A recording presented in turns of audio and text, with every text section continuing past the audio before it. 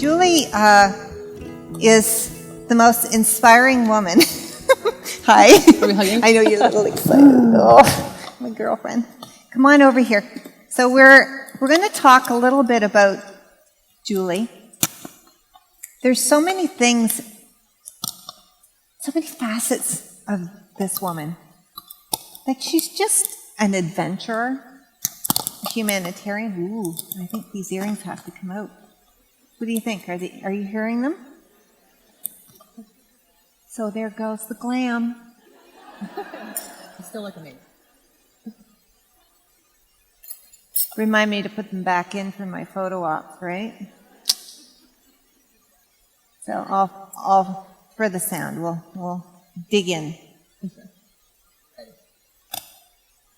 Up until about a month ago, we had a plan about really what we were going to talk about because there's so many different dimensions to Julie. First, your career is? I'm a paramedic with the City of London. Yeah. And that in itself can be traumatizing because on a daily basis when you're at work, you are dealing with crises. Yeah. Yeah. And your mental well-being as that chosen career can, how is it for you personally, or if no big deal for you, about your colleagues? What are you seeing out there? I guess more than 50% of my time I'm dealing with the 1% of the population that normal civilians don't get to see. So I'm dealing with, a 24-year-old pregnant heroin addict that's injecting heroin into her belly, or I'm dealing with, the topic of suicide. You're someone standing on a bridge and you're trying to talk them down, which comes with stress. It comes with emotions. I'm obviously highly trained. We go through years of intense training to deal with that situation. And oftentimes when you're in that moment, you're not really thinking, you're just doing what you're trained to do. Mm-hmm. And then it's after the call that you're like, wow, that really just happened. Yeah. And unfortunately, a stat with paramedics right now, post-traumatic stress or PTSD is a very hot topic in the media. And a lot of first responders, the fact of the matter is we all actually have post-traumatic stress, whether we're actually diagnosed with it. It's just a matter of how we decide to deal with it. And in order for me to be successful in my job and keep a balance between the hustle and the fast-paced life of my career compared to, learning how to be humble and remembering how to be humble, I definitely have to take my focus away. So in my spare time, I go on these crazy adventures and I travel the world, and I'm very active with, I surf the Great Lakes. This year's surf season. So she's an adventurer also. I go on these really long bike rides. Yeah. I bike, 600 kilometers over 5 days, just to mentally diffuse and keep that balance. It's amazing to watch her on Facebook. Like, it's exhausting, to be honest. I don't do Instagram. I just what's Julie doing this week? It's just like crazy. It's true. But I think to do that, that's how I keep my sanity. Yeah. So up until a few weeks ago, we had a plan. And then life happened. And Julie got a call. Mm-hmm. And we'd like to run this reel now, and we'll tell you where she went. Yeah. Sorry, I'm going to turn it.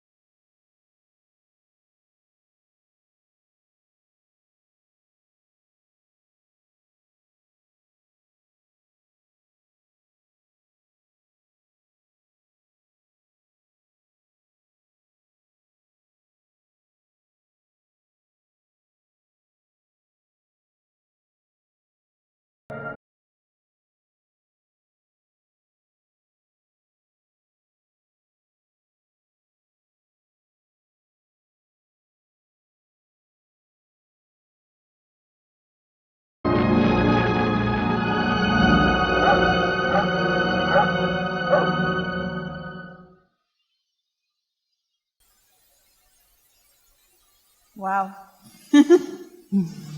It's difficult to watch. So do you know where that is? Yeah. So this was not your first time going into, what would you consider this dialogue that where you're going? What there's a word for it? It's a disaster. It's a natural disaster. I work for an NGO called Global Medic, a non-government organization, and we specialize in disaster relief. So it's first responders like police, fire, paramedics that are basically on call 24/7. And we get this call. We sometimes get less than 24 hours notice, and we deliver medical aid with field hospital tents. We focus on water purification to prevent people from getting sick. And then the disaster is always changing and everything's very fluid. So as the response progresses, we move into hygiene kits. So we're giving out what we call a family emergency kit of like soap, water, toothpaste, little LED light for power. It's a solar powered light. The basics that you need to survive that we take for granted here. And even now we've gone into shelter and food kits. How long were you there for? I was there for 3 weeks. 3 weeks? Yeah. Wow. And where did you sleep while you were there? So we actually partnered with Sea Shepherd, if you're familiar with the ocean conservation NGO. So for 11 days, we actually went out with a captain and a first mate and 14 other deckhands. And we gave them the aid to hand out, and they assisted us with a ship, because unfortunately, Bahamas is 700 islands. So the only way to get to some of these islands that were cut off from the disaster was either a helicopter or a boat. So we'd anchor offshore in the deeper parts of the water, and then we took this inflatable rib. Paddleboarding, by the way. Oh, yeah, bikini Crazy. shot. We'd anchor offshore, and then we'd stock this inflatable rib with all the aid that we were donating, and then we basically go into these communities where people had stayed behind after the disaster. A lot of people had fled because they knew it was coming. Yeah. But unfortunately, people decided to stay, whether they wanted to save their house or try to salvage it as much as they could. Or they had animals. Yeah, they had animals. The problem is, though, this was the biggest hurricane to ever hit them. They're very resilient in the fact that they get hit with hurricanes every year. But this one happened to be a Category 5, which is off the Richter scale. Yeah, you could see so to by speak. It's the biggest category to label, and they had winds that were 375 kilometers. And the atmospheric pressure lowers, so the ocean actually rises. So the water came in 14 feet. So people, honestly, they either drowned or they climbed up to the roofs of their houses, or they were clinging to a tree. Like, we just heard horror stories of how these people survived the storm. And unfortunately, the storm literally just sat on top of the island of Abaco, which is an island in the north of the Bahamas, for 14 hours before it even moved. So talking about resilience, these people from the Bahamas are just amazingly strong, determined. They were just surviving. And it makes you wonder if you as a person could go through that yourself and how strong you are. But their attitude was very much that they wanted to rebuild. It was just, they get hit with hurricanes all the time. This is just bigger than normal. So they were very much going to pick up the pieces. And they were celebrating life at that point. Yes, they were celebrating survival. Yes, just getting through it. When you get home you've done Haiti. I think there was an earthquake that... I did. My last one was Nepal in 2015. There was an earthquake. I've done Iraq for refugees fleeing ISIS. Wow. Camps. So when you're coming from these places, and I'm sure you're just in the moment. You're just getting through the moment, and then you're on this flight back. And what happens to you from the time you leave that devastation and then you come back to Canada, which is such a privileged place, where we have running water and toilets in our houses and food in our pantries and a huge wardrobe usually, earrings. You have mixed emotions. You go through multiple emotions. You have good days, you have bad days. I don't want to leave the disaster, unfortunately. I wish I could stay longer. And you think, maybe I didn't do enough, or I haven't helped enough people. But I ultimately have a mortgage to pay, so I need to go to work. When I go on these missions, I take a leave of absence or use my vacation time. So I have priorities here. And so it's not paid? No, it's not paid. My the mission, we got free flights with WestJet. That's all covered. But it's not like it's a career choice where financially you're actually losing money. Because you're not working. But it's worth it. Like, of the course. rewards that you get from it are just ultimately amazing, and you make lasting friendships with people These overseas. people, yeah. But when you're home, you definitely go through phases where you're thinking you didn't do enough, or maybe I should have helped more people. You replay the operation in your head, thinking like, oh, maybe I missed something, or I could have done this better next time. Even though I have 14 years experience responding to 12 countries and 10 different disaster zones, every disaster is different, so you're constantly learning. And even this one was the first time that we actually island hop, so to speak, on a boat, because most of our operations are on land. So learning, how to be a sailor, so to speak, and operate these islands. But, and you have anxiety too. You think, there's certain things that we take for granted when you hear somebody complain about something that's The Canadian weather, not a maybe? problem, like a first world problem, so to Yeah. speak. It does irritate me or get under my skin. So Yeah. you do have to take a moment. I didn't go back to work right away when I got back after this mission, just because I realized I need to diffuse. Yeah. And I need to refocus my energy. And yeah. Because I don't know if this is relatable or not, but when you have somebody that passes away in your life, there's a time of grieving, and you just can't even understand why life is continuing to go on. When you are stuck in this grief. Yeah. And so I can't imagine leaving a disaster area like you are, and then getting on a plane, and then boom, coming back into civilization of this type of a world in country, and then just carrying on. I think for me, I ultimately focus on, there's a saying that there's always beauty in the breakdown. And I think even when you're in the disaster zone and you think, God, you've lost everything, there's always beauty in the people that you're helping. Or you have special moments with individuals when you're bringing them aid. That's a good mantra. And that's There's what beauty in the breakdown. There's beauty in the breakdown. That's So a good always one. look for the helpers. I am the helper. Yes. Always look for these small connections that you make with these individuals, whether it's 5 minutes or it's an hour. So let's talk about helper. And part of my belief system is I'm a huge advocate on mentorship.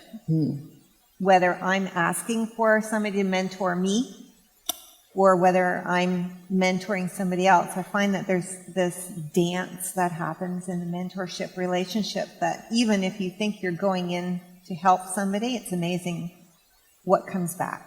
This gift that happens. So do you mentor personally? I do, and I think it's something I've naturally fallen into over the years. I mean, I'm active in sports that aren't overly female-dominated, like surfing is male-dominated. Paddleboard racing is an actual thing people don't know about.